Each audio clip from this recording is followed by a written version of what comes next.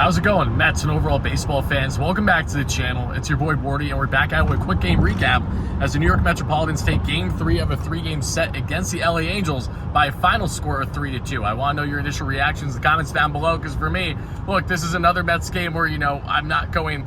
I shouldn't say that, but the reason why we're not going live is because, unfortunately, a lot of these games, I'm out of town right now, but a lot of these games just have not been too entertaining. Thankfully, there was some entertainment in this win today, and that's why I want to know your reactions down below. Because the Mets legged this one out. This series was not pretty by any stretch. Even Shohei Ohtani, him just being the batter and not the pitcher, with him possibly getting Tommy John for a second time, his market is going to be really interesting to follow this offseason. And really, how is it going to go with the Mets' potential pursuit and other teams? But that's besides the point. Even just as a hitter, Shohei Ohtani was effing phenomenal in Game 2 yesterday, leading the Angels to their 5-3 victory. Pete Alonso getting drilled in the back of the head yesterday pissed me off, pissed every Mets fan off, and it's ridiculous that these things are happening. Even with it being an accident, it's still beyond ridiculous that we're seeing this past couple of years. The Mets are just getting hit at an unprecedented rate, and that needs to change, and it needs to change fast, and the fact that it hasn't already is beyond frustrating. But today, finally, the Mets were able to at least have the last laugh, if you will. Even though they dropped the series, it wasn't a pretty series at all. A couple of things stood out to be big time in this one, and it was a walk-off one thanks to Rafael Ortega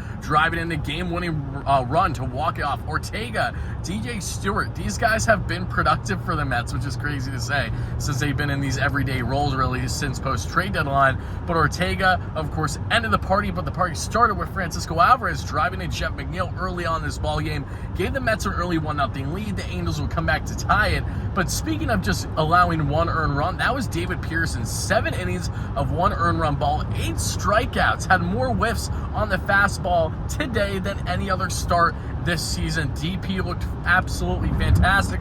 When he has the fastball and he has the slider going, you know there's a lot of potential with David Pearson. He's always had this potential. We saw it in many great spurts last year as well, as a starter, as a long reliever at times, just coming in when the Mets need him to. This year has been anything but consistent. However, this is a nice start for David Pearson. Hopefully he can work on this and really gain his confidence back, because it was a really nice, refreshing start from the young southpaw, trying to make a name for himself, trying to stay in the mix of potentially impacting this rotation for 2024. Whether we like it or not, we know that he will certainly be in that mix, that running, should the Mets not trade him this offseason. So really strong start from David Pearson, really attacking those Angels hitters. And then, of course, the Angels took a 2-1 lead there thanks to a solo shot, if I'm not mistaken, in the 8th inning. But thankfully, Pete Alonso stepped up once again. He gets the game-tying run there in the 8th, and then, of course, Ortega goes on to walk it off in the 9th. But aside from today's game, which, again, wasn't overly pretty, these games haven't been overly pretty. It's frustrating to watch this team at times. If you're a Mets fan, you know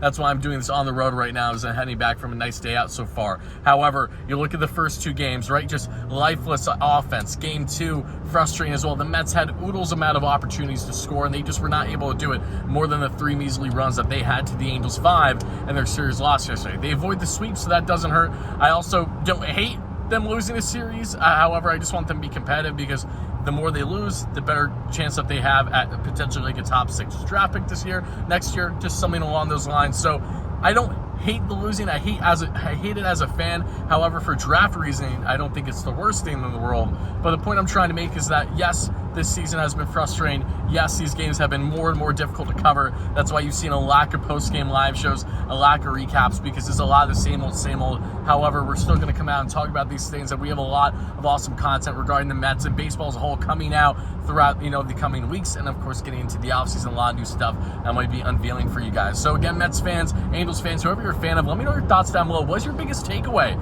from the Mets series finale victory, taking 1 game out of 3 against these Angels? What did you like about this series? What did you certainly not like? And specifically from today's game, who was your star of the game? Because for me, I got to give it to David Pearson, as I mentioned earlier. Just a really fine start from the young southpaw, trying to get his foot back in the door, trying to be a mainstay in this rotation, or just on the roster as a whole, even if that is, say, as a long or middle reliever in the future in 2024 and beyond. So let me know it. Thank you guys so much for watching. Stay tuned for great content, Mets content. As always, thank you for the endless support. And it's your boy Wardy signing out. Peace.